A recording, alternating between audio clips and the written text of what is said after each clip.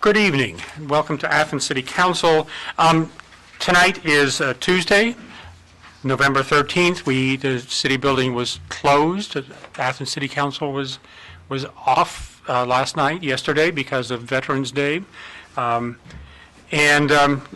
tonight is a meeting of committees. We only have two committees on our agenda tonight: Planning and Development, Finance and Personnel.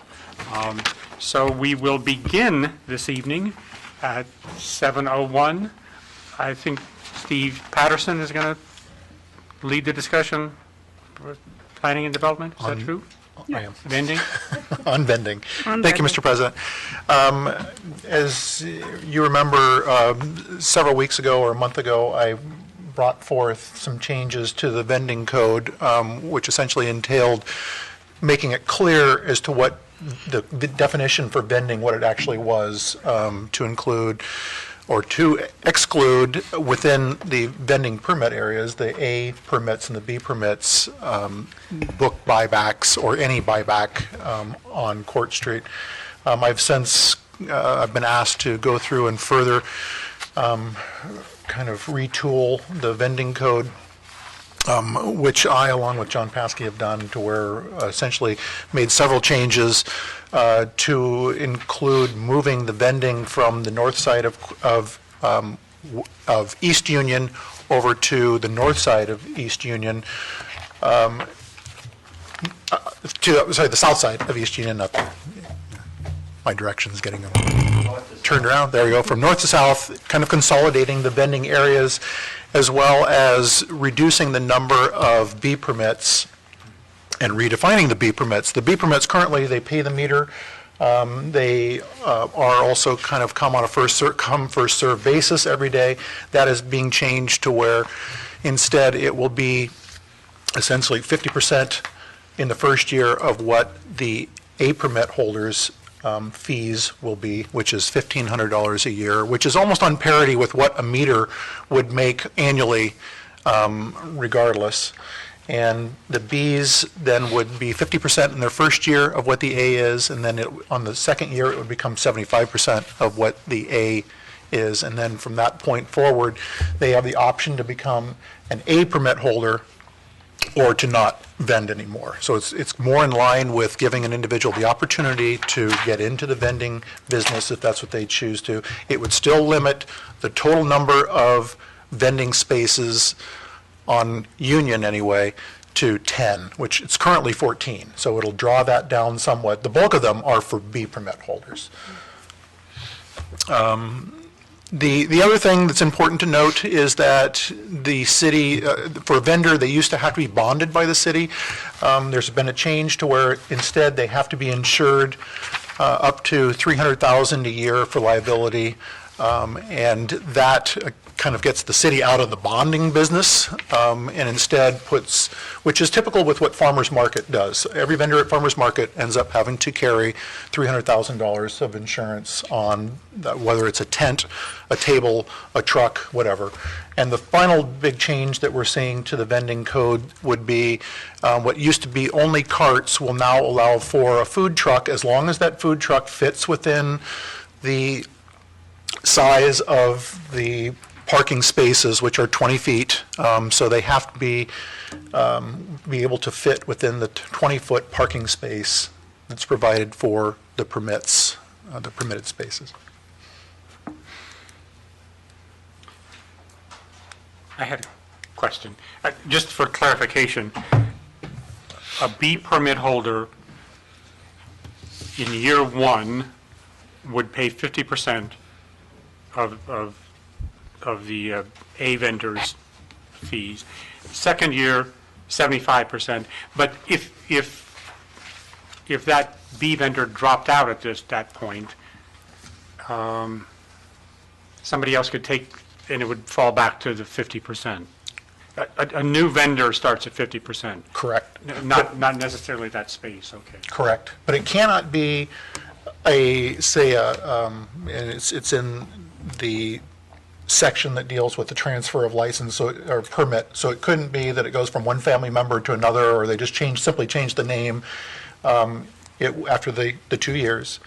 If the person opts not to continue on to pay the full $1,500 a year to maintain their license, it would be dropped off for a period of 5 years. And after that 5-year period, if they decided to come back in again and do it, then they could start at the bottom of the B permits and rise up to the top again, but it would be a 5-year stay from vending.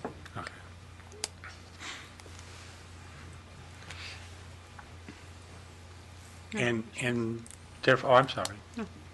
And therefore, there will not be, after this takes effect, there will not be anybody just feeding the meter for 3 days this week and back next week or next month or whatever. Correct. Okay. Right. You That there would need to be make a commitment. right, which is in the spirit of having Yes, I economic agree. development for something like this. But yes, Yeah. that would not be the case, because one of the things that we kept grappling with is how do you really monitor, fair paying of the meters, which I'm sure they all do, but there's no way to monitor the ins and outs. The other thing that's kind of in the spirit of this change, bringing the vending from the north side of Union to all on the south side, again, consolidating is one thing, but the other is regaining metered spaces. There'll be essentially 4 metered spaces back on that side of the street, and a potential for maybe some other changes, maybe a loading zone or something like that. That's yet to be determined. It has nothing to do with this particular ordinance, but it is freeing up or gaining back space, parking space. Thank you. Other questions? I would just share that indeed we've had requests for some time now to relocate the vending over to the south side. In Ohio University tradition, we go get something from the cart and we go sit at the monument, so they'll be on the right side of the street. And as Councilmember Patterson indicated, we would indeed try to fit in an additional handicapped accessible parking space on the north side and the possible loading zone. So, and we feel like the time is ripe to change this because of the fact that Baker Center is under construction, and so we can do this quiet, and it'll all be in place by the time Baker Center is reopened. And there was one other, the whole buyback. That's a big component of this, where they would swoop in from out of town and set up and vend, and we have bookstores that do that legitimately now here. So.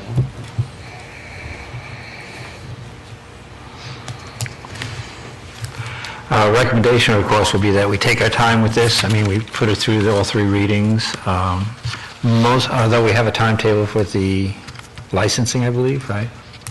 This is to be effective in January. Okay. Mostly because I'm sure we'll get some feedback one way or the other. So the idea is to take it slow, because I know you, Steve, did talk to some of the vendors as well as the shop owners, but there's always going to be somebody who's going to be surprised.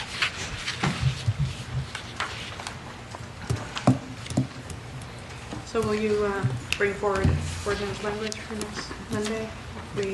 Either that, or if we want to go through 3 readings and allow for review, we're getting up to the end of the year where it would just kind of reset. So maybe either we want to start it in January and have the fee start later, or I think we have enough time, at this point. Probably the other request I would suggest is actually putting the actual text as a PDF on the city website for everybody to view. With all the changes, the actual Yes. strike-throughs and yeah. That might be helpful, too. Okay. So I feel it can go through 3 readings, but if they're just to be effective with our current January.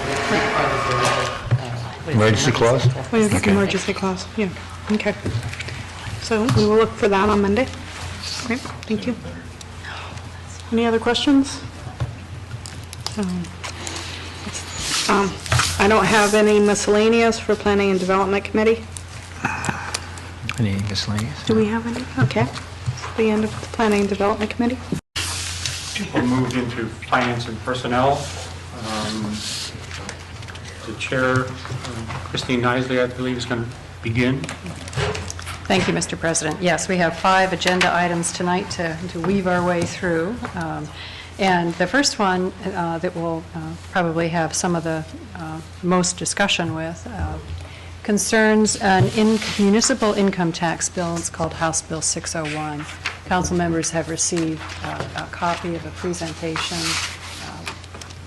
compiled by our city employee, Tina Timberman, and she's here tonight to walk us through the highlights of that report, to explain, as well as Kathy Hecht as auditor is here to help us explain the potential ramifications of this. And you might remember that the reason we're having the discussion tonight is that the Ohio Municipal League has asked cities across the state to consider a resolution in opposition to this House Bill 601, and we don't want to move forward with such a resolution until we're educated about the issues and can make an informed decision. So, Tina, thank you for staying and being with us tonight, and I'll turn it over to you. Thank you, Chris. Good evening, everyone. As you know, I sent you a very large PowerPoint. I'm sorry it was so lengthy in details. I wanted to shorten it up for you, but every time I thought about deleting a slide, it was just important information I thought you needed to see. So it's 16 pages. It's a lot of reading. So what I like to do tonight is just high point each page, touch on the important parts, and try not to take up too much of your time. Of course, first page is your cover page. My opinions, there's a few of them I think that are really important. First, I'd like just to stress how confusing and in no apparent order this bill is. It's 129 pages of completely burdensome and unstructured language. There's a lot of points that are made in two different sections, and they're completely contradicting each other. So there's some points in this, an example would be penalties and interest. You're not even really sure what the actual law will be. I also believe that it's overstepping the state of Ohio's authorities with municipalities, and nowhere in the bill is the language straightforward or easy to understand. I tried to make this PowerPoint where anyone could read it and understand what I was talking about. I've had to read that bill 3 times, and there's still a lot of points I completely don't understand in it. Second, I believe it's a wish list for the coalition and special interest groups. I've worked a lot with the Ohio Municipal League in the last year. We've strived for simplification and uniformity amongst all municipalities in the state of Ohio. All House Bill 601 is complicated and burdensome to both businesses and municipalities. And I believe there was a complete lack of concern for the revenue neutrality towards the municipalities. I believe they complicated the audit process in the bill. The reason is with the federal IRS government and the state of Ohio, they accept your returns as filed. Then they pull out a select few for auditing. They do not look at every return. They don't even look at the refunds. They just automatically issue them. The cities in the state of Ohio audit every single return. We'll tell you if something is wrong. We'll tell you if your federal forms are wrong. And I believe that they put in a lot of complicated process to make that process complicated and hard for us to audit any longer. The reason is we'll cover it on the certified mail section of this bill. And again, I believe this bill is one step closer to state centralized collection. I added a piece of paper at the end tonight. It is a letter I received via email from State Tax Commissioner Testa, and you can see the second paragraph. His first line states, "At the present time, centralized collection of municipal income tax is not being considered." You can read the whole letter. It is his intent that that is where the state will head. Again, I apologize for the length, but I'll try to just high point a couple on each page. The next page is the 5-year net operating loss carry forward. There's been a lot of cities not been able to calculate this number. We are fortunate in the fact that we had a net operating loss until 2005. So I was able to compile data from that period, get a calculated percentage, and estimate forward. I've actually showed this chart to Representative Beck. He's very impressed with the numbers, and he completely agrees with all the details on it and thinks it's a very valid assumption on what the loss is going to cost the city of Athens. This data is all compiled for a 1-year carry forward. They're mandating a 5-year carry forward. So on average, I estimate $60,000, which is a really conservative number, is what it's going to cost us for a 5-year net operating loss. However, if you look clear at the bottom on the 2011 and you look at the recorded losses per year, there was $34 million in losses recorded for 2011. If those carried forward, if all of them carried forward, which is unlikely, but it could cost the city of Athens up to $500,000. And as you can see in the loss column, the losses each year keep getting larger and larger. So it's just going to mean that the net operating loss carry forward is going to keep costing more and more. Can I add just a couple things? That Representative Beck is the head of the House Ways and Means Committee, which is the committee that would have to hold the hearings on this. He is also a CPA, and he's from around Cincinnati, Dayton area. And he has been listening to both sides of this issue. So when we talk about Representative Beck, and holding his own, interested party hearings, so he's trying to listen to both sides in a fair way. There was something else you said I was going to just clarify, but that's all right. So y'all understand what a net operating loss carry forward and NOL is where if you had losses 5 years ago, then you can take that off your taxes 5 years down the line. Throwback, and I'm sorry, I will describe this a little bit. Throwback is if you have internet sales or sales in another jurisdiction that's non-taxing. Right now, the current law forces you to throw them back to your resident location so that you're paying taxes on those sales in one location. The elimination of throwback is actually more substantial to us than the net operating loss carry forward. I looked at just the top 20 employers and identified 6 of them that I believe this is going to affect. I showed you their income at the current tax law and the current taxes they paid, estimated income at the throwback, and that what I done to get to this income was I eliminated their sales, because with the elimination of throwback, that's what it does. It eliminates the sales in the sales factor apportionment schedule. And then I done the tax due after the adjustment, and I was able to show that we're expected to lose about $76,000 per year if they eliminate the throwback clause. Certified mail is the next one, and again, the certified mail comes into play because House Bill 601 did not clearly define audit. Since they did not clearly define it, it is requiring us to send a certified letter for every return we audit. With the definition of audit in House Bill 601, we would have to send certified letters to about 3,000 people per year.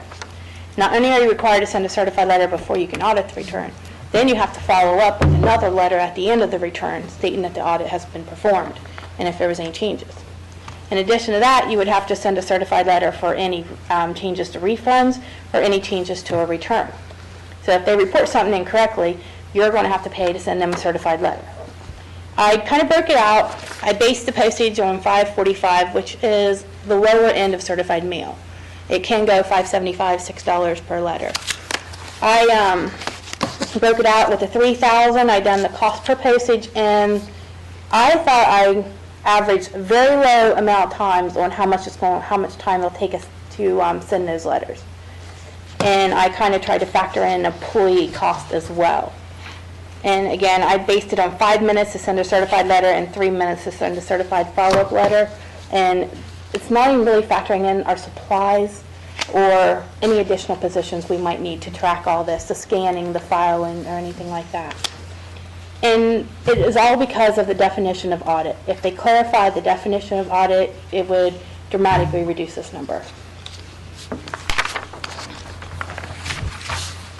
20-day rule is a little more complicated. There's 2 phases to it. As everyone knows, currently in the state of Ohio, if you work 12 days inside of city, you're required to pay taxes from day 1. The changes they're proposing to the 20-day rule is they'd like to move the number of days from 12 to 20. In addition to the increase in days, they will not start withholding on the employees until day 21. That is where we start running into the large amount of lost revenue. This means that every non-resident employer will not have to withhold for the first 20 days, which is equivalent to 1 month's worth of work. Now, this doesn't just affect someone who's going to come into the city for 19 days. Any non-resident employer now will not have to withhold for their first 20 days for any employees. So if you know you're coming into the city of Athens for a 3-month job, typically you just withhold from day 1. These employers will no longer have to withhold from day 1. They'll withhold from day 21. The reason why they're going to do that is not only do they exempt them from withholding for their employees, they exempted those wages from their allocation for their business taxes. So therefore, they're not going to want to withhold those until they hit day 21. Just to kind of give you an idea how many non-resident employees we have, I looked at the university's prevailing wage report. Out of 85 employers, 77 of them were non-residents. So I started looking at the numbers, I started pulling them. I seen about $10,000 of withholding, just from, and that was a very conservative estimate. I estimated low on it. The second phase of the 20-day rule that they're wanting to change is they want to change the day from just being in the city to majority of a day. Now, I've worked with the Ohio Municipal League for the last year on this uniformity issue. Our recommendation was preponderance of a day. We do believe it's cumbersome to pay withholding tax in multiple cities for the same day. What we suggested is, by preponderance, you would pay in the city you spent the most time in. So if you worked in Athens 3 hours and every other city 1 hour, you're going to pay to Athens. They changed it to majority, which means more than half. Now, by changing it to majority, you've eliminated an entire type of workers in the city of Athens. Let me give you an example. We have a lot of employers who, their employees come into the city, do their paperwork, get their vehicles, and leave. Come back, fill out their reports, and go home. We've come to agreements with them, they work about an hour a day in Athens, that we just tax 20% of their income. However, by changing that day to majority, they are now exempt from taxes. I've looked at some data on that, and I've estimated at least $20,000 in addition to the $10,000. So those two changes in the 20-day rule are going to cost us over $30,000 a year. And that's just the ones I looked at. I know there's a lot of them I still haven't seen. There are a few revenue positives, and they're hitting all the cities for not including these. So I wanted to make sure I put this in here. They're eliminating the 2106, which we refund about $7,000 a year on 2106 expenses. They eliminated the 1/2 self-employment tax deduction. Anyone who has a Schedule C can take a deduction of the 1/2 of their self-employment taxes, just like you can on your federal return. A lot of accountants don't even use this deduction. Less than half actually take this deduction. And most of these are about $1,000, which equivalents to about $16 in taxes. So I think it's going to be a very minimal increase in revenue for us. The next one is qualifying wages on taxpayers under the age 18. Currently, Athens does not tax under 18. This would, any qualifying wages for underage employees would become taxable. We issue about $1,000 a year in refunds for these under 18 kids. I don't think it's going to be a huge increase over that because the majority of our employers withhold it 100%. If they're under 18, they just request a refund. So we're looking at $1,000 or $2,000 with that.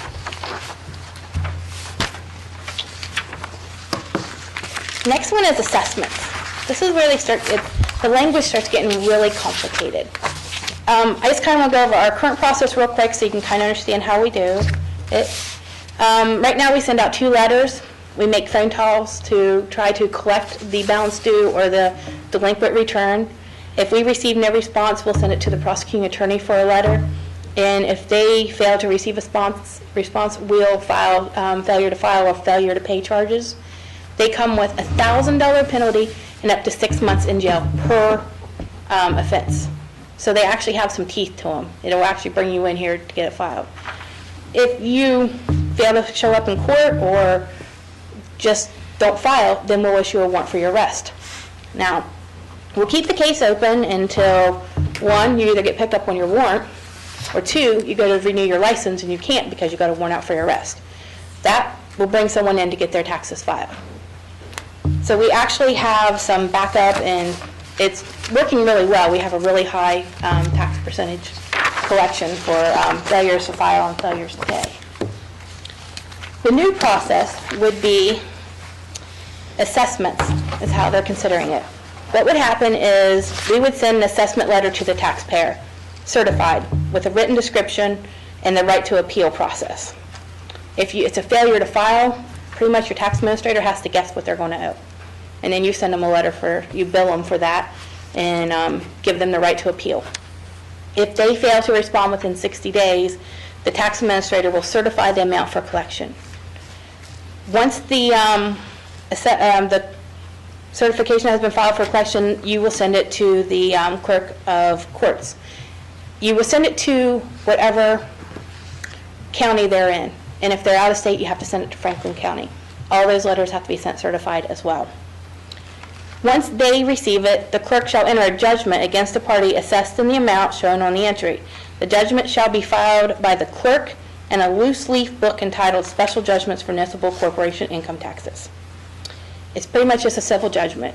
Right now, we do not have the policies and procedures in place to go after civil judgments.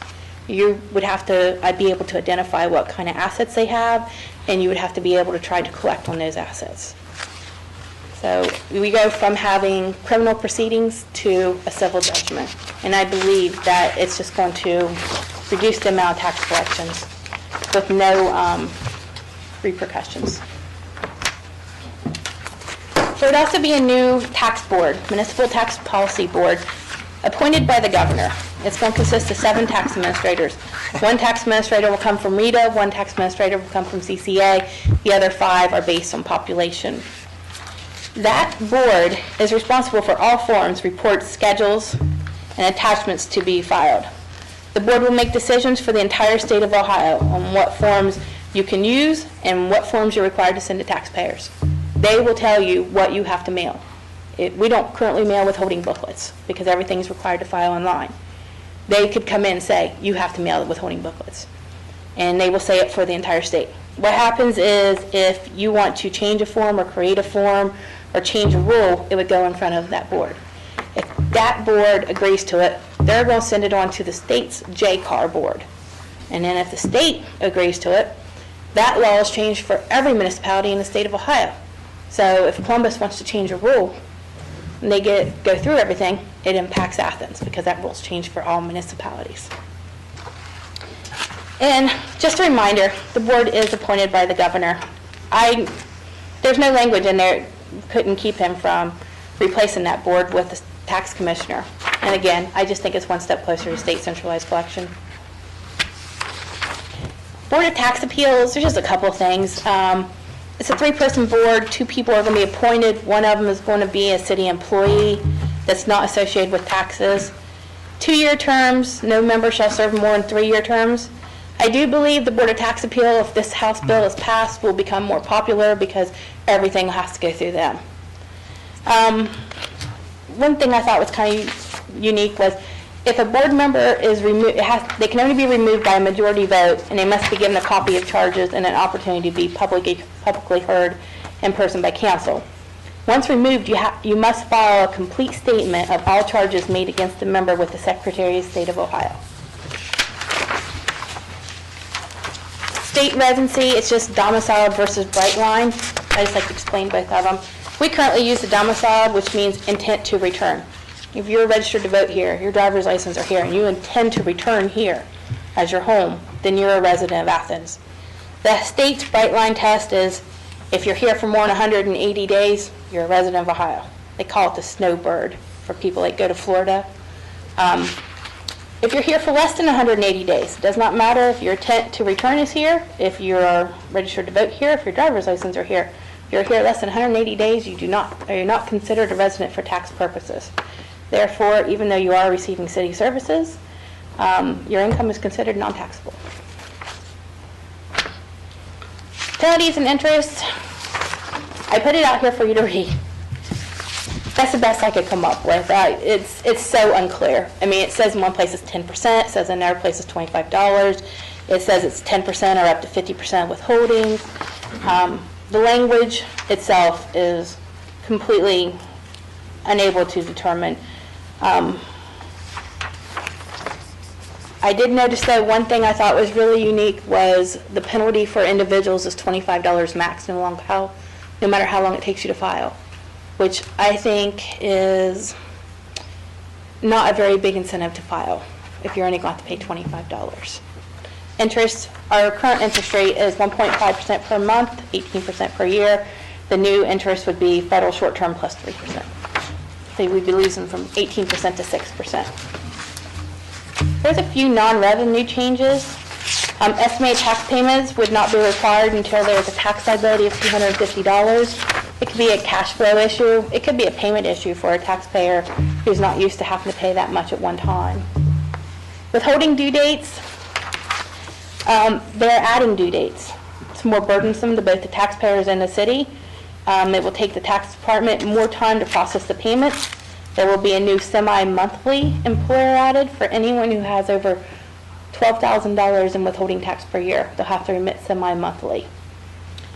It's going to increase the number of payments processed by the income tax department each year, and in addition to that, there is no requirement for mandatory online filing for withholdings, which means that not only are we going to be processing more filing requirements, we're going to be processing them manually because our ordinance stating that they have to file online will no longer be valid. And the administration changes, the tax commissioner will decide what forms can be requested by the municipality. He will state if we can request a Schedule C or a rental Schedule E. He'll determine what we can request and what we can't request. State of Ohio dictates what days we can be open. We'd no longer be able to close for Safety Day.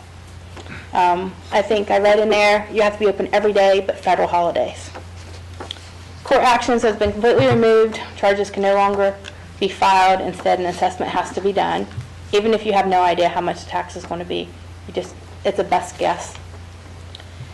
Every city would be forced to either repeal their current tax ordinance or change the ordinance to refer to 718 and reflect the new changes.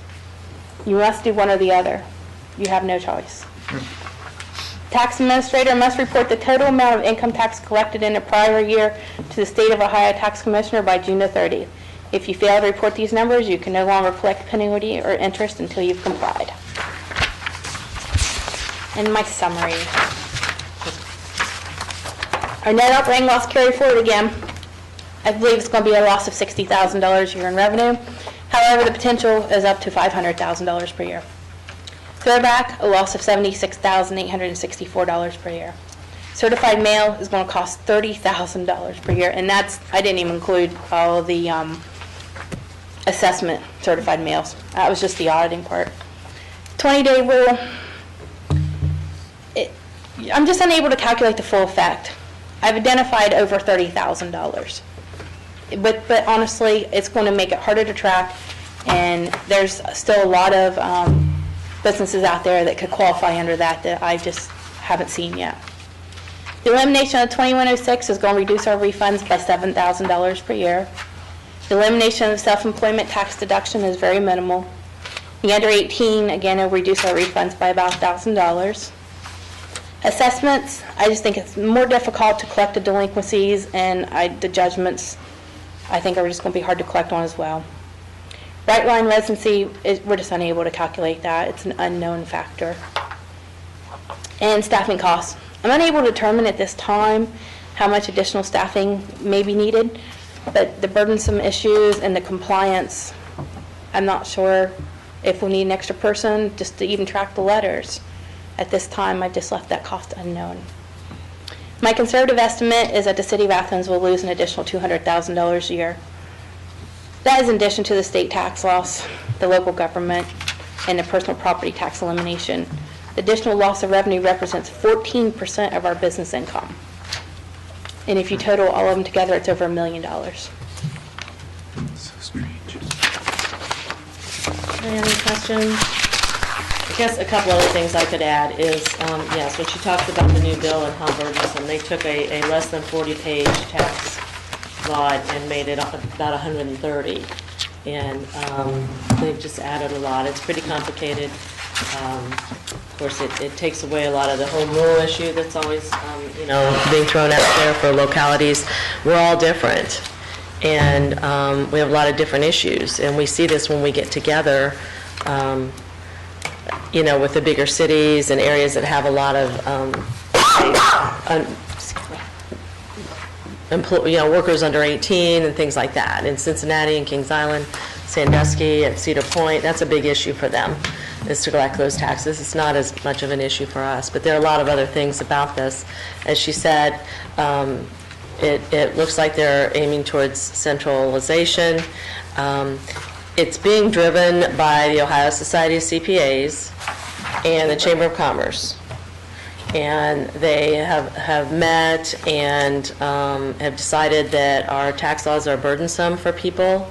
However, I just still can't understand how they can justify that, and the mayor can back me up on this, that when the new company coming into town had their ribbon cutting, anybody else who happened to be there, CGI, Mark Kwame, I believe is how you pronounce that name, who is the president of Jobs Ohio, the new program that Kasich has put in there, has moved the state of Ohio from 48th in job creation to 4th last year, and Tina thinks it's gone up a little bit, and he also said first in the Midwest. So burdensome local taxes is not a deterrent to job creation in Ohio. That's the main reason for saying that. And so we believe that uniformity would be helpful, and we have no objection to that. However, the idea that we're going to lose money with the way it's drawn up on top of our other cuts is just downright scary. Jeff? Would the municipal income tax for cities all be the same? No. No. That's one thing they said. We can still have our own Rates, local yeah. base tax, yeah. We can have our own tax rate and we can still control the credits, but that is actually, that's Can it. they overrule us? Yes.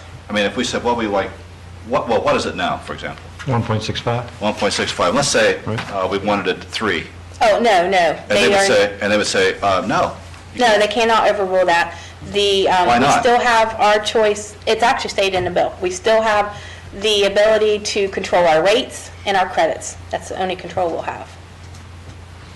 The other thing about that, though, is part of our base, the base set by the state is it 1% or 1%, yes. 1%. And everything over that. So it gets everything on doubled. top of that is something that either council has approved or the voters have voted on.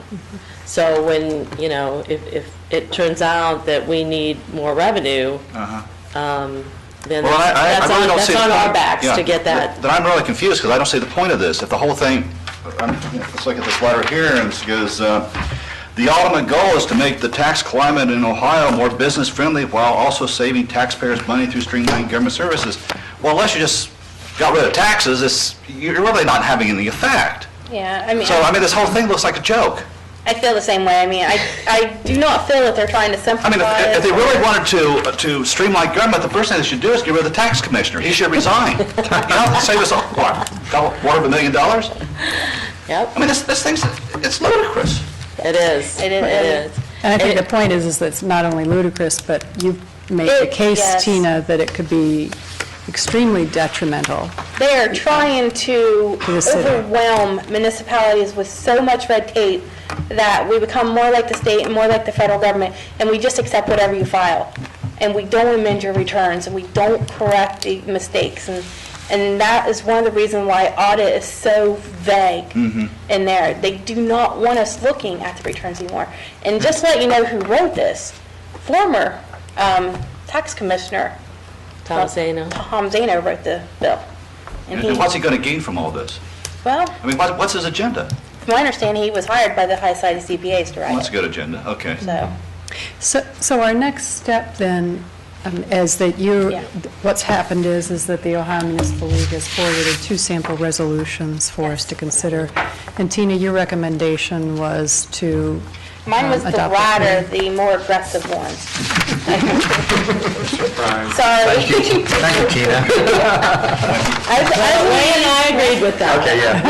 We all looked at them and we agreed with that. It's the 3-page one that Debbie has rewritten for us and added at the end that it be sent out to, any politicians Yeah. representing our area so that they know.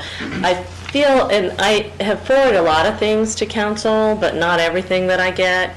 There's a lot of articles and editorials and things being put out there by the people who are supporting this, and I don't feel that the Ohio Municipal League also, they're the first, that's the first meeting I went to, is they are absolutely against this and have been working with tax administrators to, come to a fair, we're not against changes in the totality, but this just really rewrites everything and makes it so difficult. I don't even like the tax appeals board for our small area. We actually just recently had a tax appeal. And we have 3 members on the board. And, in Athens, everybody knows everybody. And I've always asked people, nobody in the city. People outside the city. One was an attorney, a bank official, and an accounting professor at OU. Those are 3 people who are intelligent enough to read our code, read the appeal, read our response, and make a decision, and they did. And it's all done pretty quietly. We don't go through the state where they, and come to council, and everybody knows who's on that board, and it would be public, record if somebody wanted to know, but I guess I just think it's really, but it's just different in our area, like I said. When I go to these meetings, we have people from different cities. Everybody, we need a little more autonomy, to do our own thing, because we are a small town, we're a college town. We just don't have some of the issues that other areas have, and they don't have some of ours. And the idea that we can use some professional judgment when dealing with individual taxpayers and have leeway there. We've got a really good system worked out in the last few years working with the prosecutor's office. We have a policy for payment plans, and so our compliance is really, really good. And so, and now we're working with CCA, which is the Central Collection Agency, to help us find people who are filing federal taxes but not local taxes. And, I guess I also don't understand. I've seen this in other emails from other entities. Our tax form, local tax form, is only a page or 2. It's not that complicated. All the information on there is what they've already done for their federal and state tax returns. It's not that they have to come up with a lot of different information for our return. So I don't understand why it's so much harder to just fill out another form with the same information they've already put together. So. What the hardest thing to understand is the fact that, the Dayton Initiative that you passed the resolution in support of earlier this year, I believe it was in August, they came out with a revenue neutral, uniform way to do this.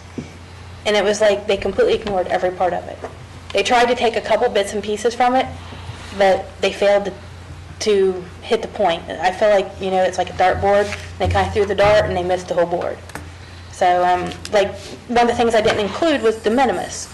They're going to make it to where if a company has little activity in your city, then they won't have to file a return with you. Well, that's all great and everything. However, they forgot to tie the 3rd section to the first 2, and they exempted half the employers that need to file now. So, it's something that has to be fixed before they can send it through. It's just completely worded wrong. So, and it's just not like that there. It's all the way through. And that's why I started with, it's completely complicated, burdensome to both businesses, municipalities, and unclear. The language is just unclear. Well, it seems like it's I'm sorry. Let's let Councilmember Butler speak. Yes. Thank you. I just had a quick comment, and thank you for your hard work regarding this and the homework you did, because $200,000 is a significant amount of money to a small town city such as Athens. So my fear or concern is that, yes, we're supporting this resolution that will be potentially voted upon here in Athens, but do we need to do something that has more bite? Do we need to pass an ordinance, or do we need to look at opposing this more strongly with more severe language? I'm curious about that, because this is significant. I have a lot of concerns and worries. That's a good question. Thank you. I'm happy to go along with the resolution. I think they need to hear more from the other side, the cities and the tax, administrators. I think at some point that, yes, and I talked to the mayor about this, about writing a letter. There are several mayors who have come to meetings or gone to testify and things like that. So at some point, it would probably help. I think they think that the tax administrators are just saying no, because they don't want to change or do anything different, but that's not really true. The fact is, they know their job, they know what they're doing, they know what's at stake, and that's why they're opposed to it. But as I said, the OML is opposed to it and has been working with all the tax administrators. And so, but it might take input from other elected officials rather than just the auditors and tax administrators at some point, and So I don't know, I guess we can let you know how we go along. But Thank you. what's happened is they presented it this year, and I don't think it will get passed in the lame duck session. As I said, the chair of the House Ways and Means, who is, I wouldn't say on our side, but he's still open to listening to both sides. He hasn't made up his mind to go one way or the other. Is not going to rush it along, but come January or next year when they're in session, they're really going to push to move this along. And it's just, it's an odd circumstance as to why the two people have decided to push this along and the things that they've put in it. It's just really, there's not one tax administrator in Ohio that likes this, I'll tell you right now. Well, this sounds like a good next step for us. I'm sensing that there's unanimous support for moving the resolution forward. And Councilmember Patterson, did you have any other comments? I did real quick, Sure. and I agree with what you're saying. I also thank you for all the work that's gone into this. This is pretty heavy duty in reading through this. Yeah. The biggest That was area- pretty heavy duty too. Yeah, I bet. As I'm looking at this, the one thing that really kind of jumps out at me is the 20-day rule, the things that aren't calculable at this point in time, that and the majority, because I keep thinking about, what about, are you tracking, what about half-days? So who gets the split when it comes to something like that? And, we're talking The about... 20-day rule, like I said, that was a carve-out for one special representative. He One wanted of the that rule. sponsors, that was his thing, was 30 days, and we don't know why why he wants, that was his only issue. It was his only issue. So he compromised at 20. Yeah. But then to not go back and pay that, what's already been worked in the city is, It's, the way it's written, it's kind of like open for interpretation. Again, it's not clear, there's not set language, it can be interpreted in many different ways. I think they were trying to hit preponderance with majority, but I don't know if it was like a sneaky little thing you just threw in there, or they just missed it altogether, because part of preponderance definition is majority. So I don't know what happened with that, but that was completely off the mark. If you research majority, it's over half. It could cause a lot of problems. And I think there could be some, I don't know how I phrase it, some counter reproduction from even your resident employers, because if the non-resident employees are getting 20 free days of tax, the resident employer is going to want their employees to get 20 free days of tax. So, I mean, it could cause, just a whirlwind of problems with that 20. But it's like that the whole bill. I mean, half the stuff you read in there, and that's one of the things we're doing, actually, Representative Butler. I'm currently going to attend a meeting next Wednesday, in Dayton with Representative Beck. We're going to discuss what he's going to do in his committee with House Bill 601. There's an Ohio Municipal League meeting December 7th, so we'll be in Columbus that day. And we're going to discuss, the next steps as well. I think the next steps are going to be testimony at the Ways and Means Committee. Right now, though, I think it's important. The chamber is getting the word out, and there's articles coming out all over the state in favor of House Bill 601. I think it's time that municipalities start getting the word out about the negativity of House Bill 601. Well, thank you so much for your time and presenting to us tonight. We'll proceed with the resolution, I think, based on the comments we've heard here tonight. And keep us posted, and if there, as you say, further action. There's been a lot of emails. We're trying not to overwhelm you guys with them. No, but this is helpful. And Kathy, thank you, because I know you've spent a lot of time with this, too, and keeping us up to date on it. Okay. thank you. Next agenda item, we have two notes that have come due. We've received our notice from Peck, Schaefer and Williams firm that helps us handle these items. The first one that is coming due is the fire truck. And you may remember that last year, for about $1.2 million, we purchased a truck and borrowed some of the money, paid down some of the money on it, and so we borrowed $400,000. In the meantime, too, Ohio University is helping us over a 5-year period, $50,000 each year for 5 years. So in light of that $50,000 coming in from OU now, that has arrived, the discussion has been to suggest paying that $50,000 that represents the OU's this year's contribution towards it, and given the amount of carryover that we have, to consider another $50,000 plus the interest, and to make this happen within the next week or so, then, to pay that much off, an ordinance for that. The other item is the... So you're waste- talking about $100,000? $100,000 plus the principal. $1,800 interest. Yes. Okay. For the second item that we have a note that has come due, these were for wastewater treatment plant improvements, and the amount borrowed was $850,000. And we have, the note is coming due with interest due of $3,825. And auditor's office recommendation on this is to pay $50,000 plus the interest due on this amount for the note. And these monies would come from the sewer debt fund. And You know part of what? the reason we recommended paying some of that down, the original intent for this project, which is a huge project, is to roll that over into the water WPCR. OWDA loan. Yeah. WDA. But the interest that we are getting at our local bank for this is so much lower that, rather than roll it all over to pay off some of it, would be an advantage to the city. Okay.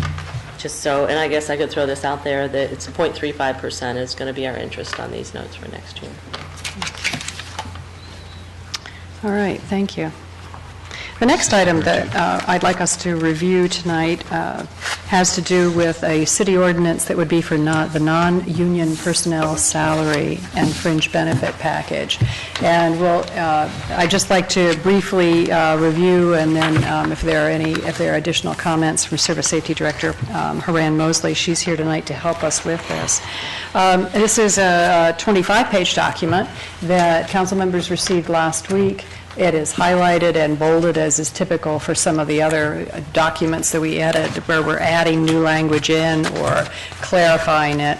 And not to oversimplify it, but much of the reason that we're making these changes is that it brings our policies in line with Ohio Revised Code.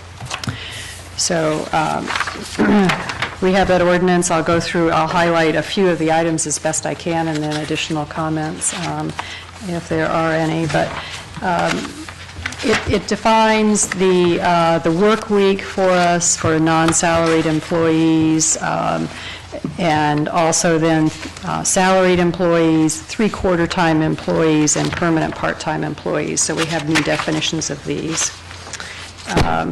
It also then clarifies at what point employees receive additional hours of vacation. Once again, our language had been unclear, so you step up from 2 weeks to 3 weeks of vacation after 7 years of service. So beginning on your 8th year of service, you step up to the 3 weeks. So we have language in there clarifying that then occurs. There's some clarification on life insurance benefits, noting that they begin the day the employee is hired and terminate on the employee's last day of employment.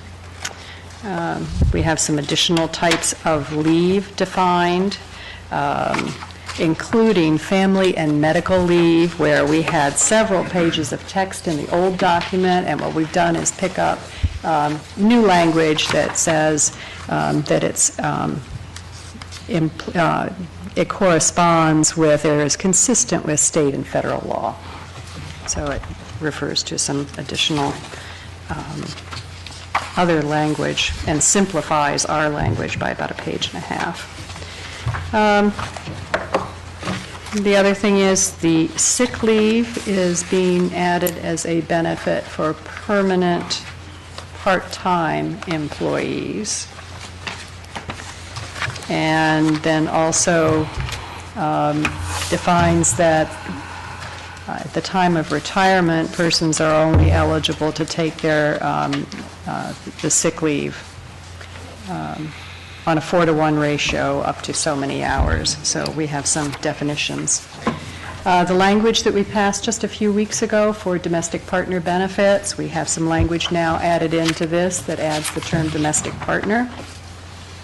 And we have also added the possibility then for non-union employees to have donation of sick leave. So, and then a clarification on funeral leave. And some new language added in for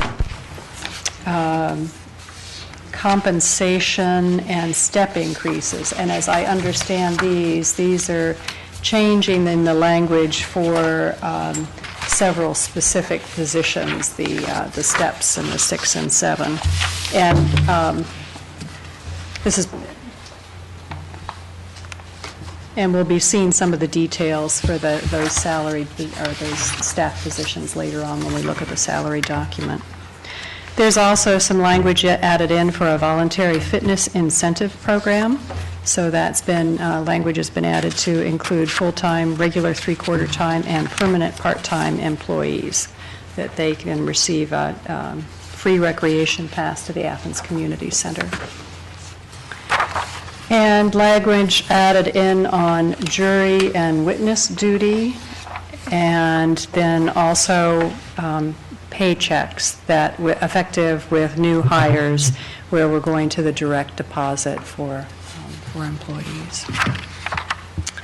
Paula? That all seems right on. A lot of this is actually in practice, just hasn't been memorialized, so that's what we're doing here. So once again, we're cleaning some of this up. I might add that in terms of these, this particular document, then we'll probably move forward with these revisions. I would urge all of you, it's always better to have a few eyes looking through the documents. If you see or have any additional questions, then we can ask our Human Resources Director, Claudia Reagan, who's done a great job on getting this ready to move it forward.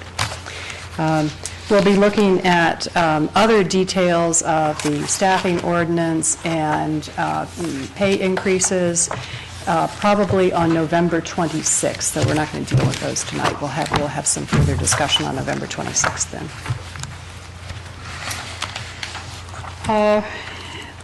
The 2013 budget, this is once again a work in progress. You all received a copy of a timeline where we said that we would be reading ordinances for the budget by December 3rd. So 3 readings, December 3rd, December 10th, and December 17th.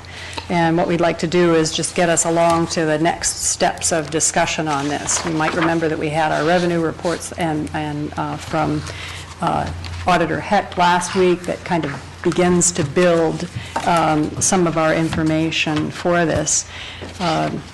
So I will turn to the mayor in just a minute. One thing that I do want to go back to in Auditor Hecht's revenue report is she has several things that we'll be needing to decide within the next few weeks, and I would like to set, I think we have to set a limit probably of November 26th to make the decisions.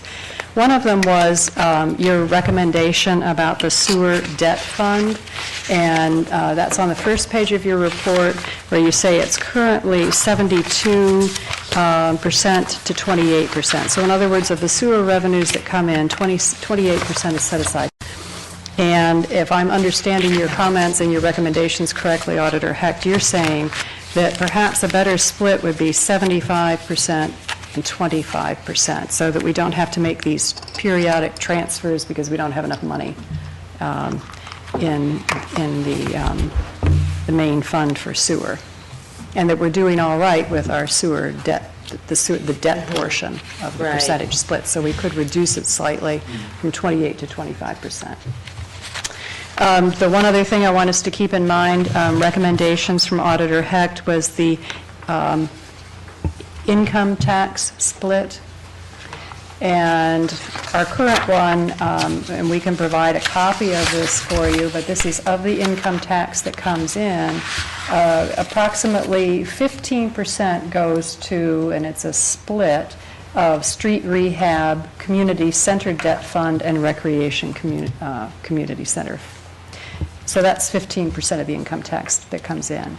Of the remaining 84.85%, we currently have a split of 74% to general fund, 19 to street fund, 5 to recreation fund, and is it 2% to the capital fund right now? 2%, yes. 2%. And I believe your point is that we need more money, we need a higher percentage to come into the capital fund. If you might recall, when we've been looking at the unappropriated balance at certain points during the year, we've been very low in the capital improvements funds. It's this kind of thing that helps us pay for a computer if it breaks down.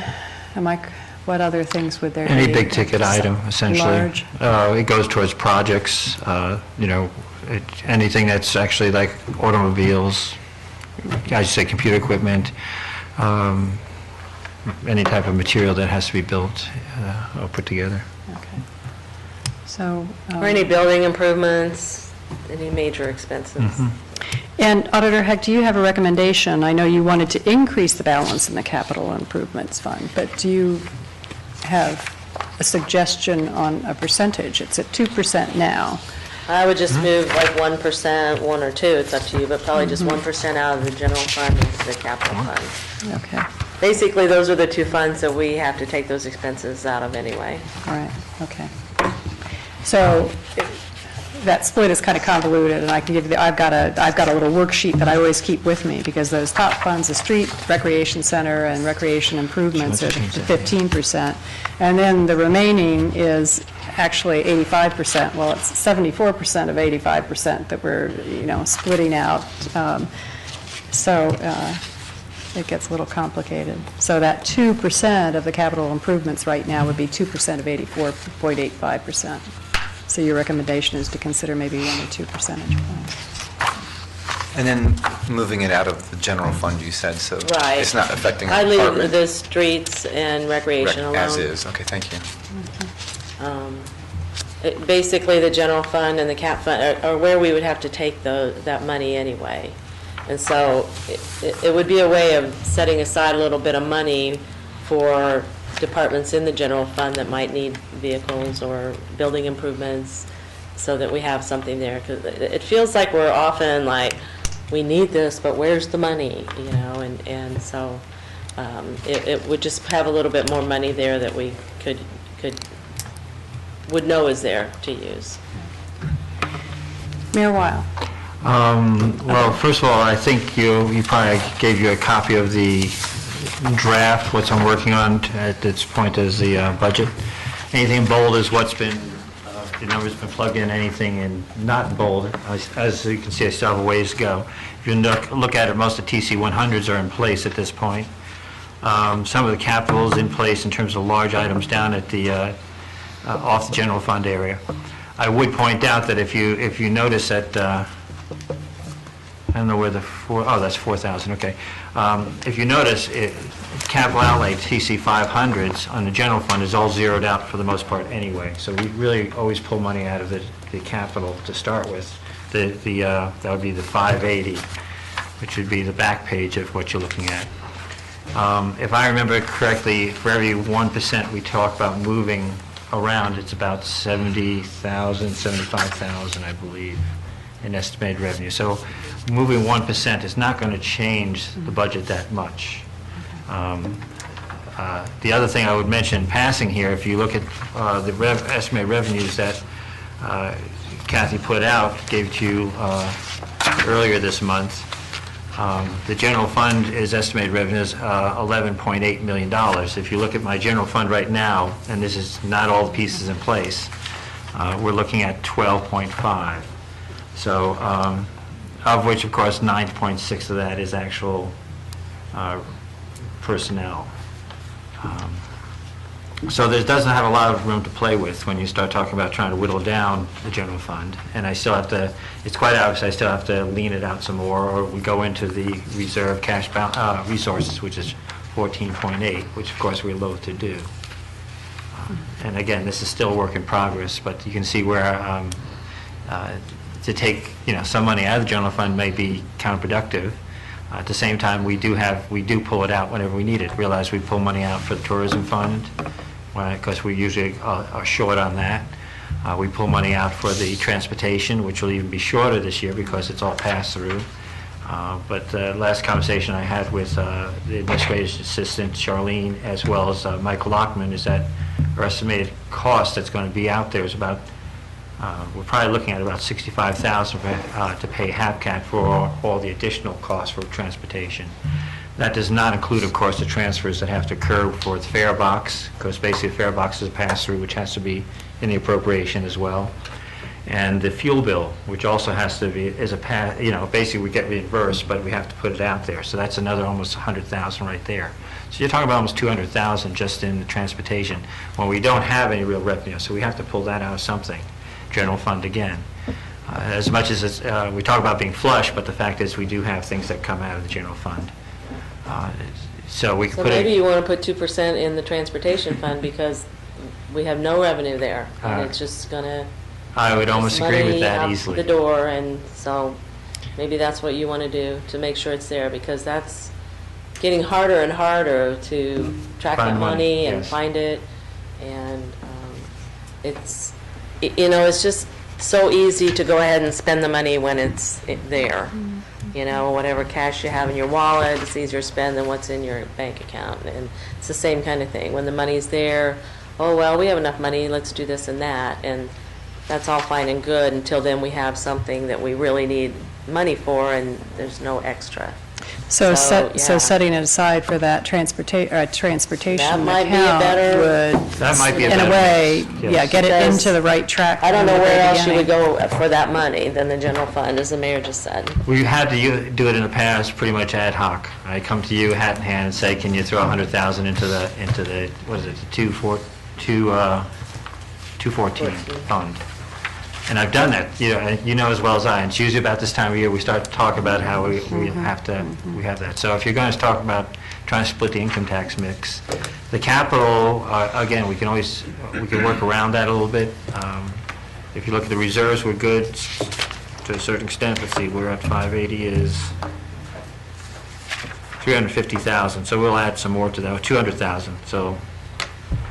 And again, most of that a lot of that gets used to leverage other grants that we have. But again, the transportation, you have to, I think personally the transportation is worth having, but you can always say no. I mean, Nelsonville might turn out the lights next week because they didn't get their levy. So there's always priorities. Well, we've certainly, let me say this, that you're right, the transit system does require a certain amount of subsidy in a sense, but it's serving a lot of people in the community.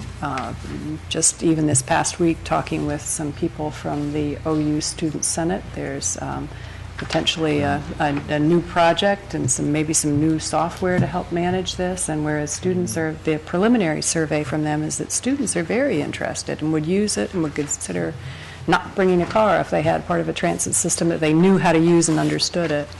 And HAPCAP has done a marvelous job of expanding our transit system to include, routes out in the county and also then people on low income and people with disabilities. So I think it's very much a system that benefits all of our citizens and is in line with the city comprehensive plan. Okay, just so we're clear on this, we're not talking about taking a 2% out of cap and moving it to transportation, but rather if we're going to take some money out of the general to move it into transportation. And we preserve the 2% cap. Right. Oh, yeah, we weren't going to Okay. further deplete capital. I wasn't thinking anybody was thinking that. So. No, just to clarify, But I thanks just for wasn't sure. asking. Yeah. Okay. Any other comments, questions about the budget No, and I had process? originally said like 1% out of the general fund, but from your figures for transportation, that's why I said maybe 2%. Yeah. Yeah, I wasn't thinking that either, just...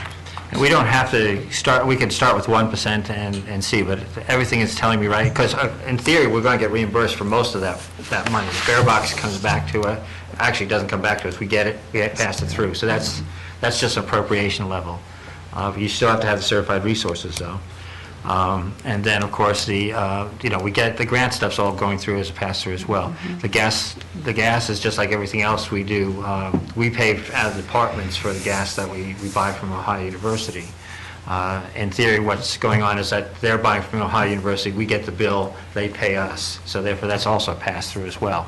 But again, and that's about, the estimate's going to be about $96,000 for that, $46,000 for the fare box, and $65,000 for the administration, the extra. So in theory, it's a $65,000 that we're going to have to pony up straight on. So if you want to start at 1%, 1% we can might handle cover that. it then, okay. At least, what do you say about that? What do you think? Because everything else is certified anyway. Okay. Yeah, I think that's the other thing that we have to keep in mind, the mayor was touching on this, is that there's not a lot of there's no other money in transportation, and so then you have cash balance issues if you don't make sure the money is in there when we pay our bills and then wait for reimbursement or the money to come back in. It's not an issue usually in the general fund because there's other monies in that fund from other, programs, but it is in transportation because we have so little going on in there right now. And just so you do know that this is in transition, of course. The HAVCAP's just finishing up their first year in terms of administering our bus system. They're having changes as well as with GoBus. So we might, it might go for the better, it might go for the worse. We got to keep a handle on that. And how we structure our contract with them for the next cycle, too, will be included, because we do have administration costs on our level, whether it's selling the tickets down to the utilities office or even the use of our garage. And these are issues that we're working out as well. Again, it's shaping up as time goes on. Okay. Well, thank you for the update on it. I know it's a huge project. Okay, and Getting as I say, the this is budget just a ready. draft, just so you know what's on place, and the conversation I'm having with my staff and my department heads is to give us the numbers, feed us the numbers. Some are doing wish lists because they listen to what Kathy says about being flush. I've got somebody who wants a couple of dump trucks and pickup trucks, et cetera, et cetera. So that, and again, this is where we are right now, just so you know what I'm thinking, okay? So we'll look for a draft then on the 26th. Then we can- Yes, as close as we're going to get it. Okay. Okay. Great, thank you. We have two miscellaneous items. One is an appropriation that's needed for the court grant fund, and this is Fund Number 235, and what we need to do is appropriate money, number one, to return $3,000 of unspent grant funds, and then $4,000 and that would be transaction class 600. And then we need to appropriate $4,000 in transaction class 500, and these are for the portable Marks radios. These just came up today, and we have a new person running that fund in the last month or two, and so, and that grant, the court grants are like some of our other grants, but they're not on the fiscal year like we are, and I think that the grant ended in June, and so they just got a letter today saying that unspent funds need to be returned. That's the $3,000. And then, so they're into their other one they're putting in to buy this portable Marks radio for this year, so that's the other $4,000. But both of them would be transactions taking place Can we do in it our Thursday, current Jerry? fiscal year. Okay, thank you. You have- Oh, you have more miscellaneous, right? Well, one other miscellaneous, and Okay. these are staff vacancies that we have right now, and while we have a soft hiring freeze, the administration just wanted to inform us that there are several positions that are really vital for the efficient operation of the city, and one of these is a data entry position for the police department, a wastewater treatment plant staff person, and then the last one is a program specialist at Arts West, and that is a particular position I know has been vacant since October 1, and we've been trying to do a lot of community programming with that site. So those are, I think, two of them are posted right now. The program specialist hasn't been. It's in the process. Okay. Other miscellaneous items? Just that there is a boil order for 19 streets, and it's streaming live, we just can't see it in here while we're being filmed. Okay. They're sitting out there. You said 19? 19 streets. Peach Ridge, Cable Lane, Orchard Lane, Madison Terrace, Old Peach Ridge, Columbia, Briarwood, Joneswood, North Point, Stroud's Run, Bryan Drive, Riverview Drive, Fairview, Fort, Highland, Woodward, Boyd, and Ellis. I'm sorry. Well, thank you for the update. Sure. So largely the third ward. Sounds like largely. See what happens when them show up.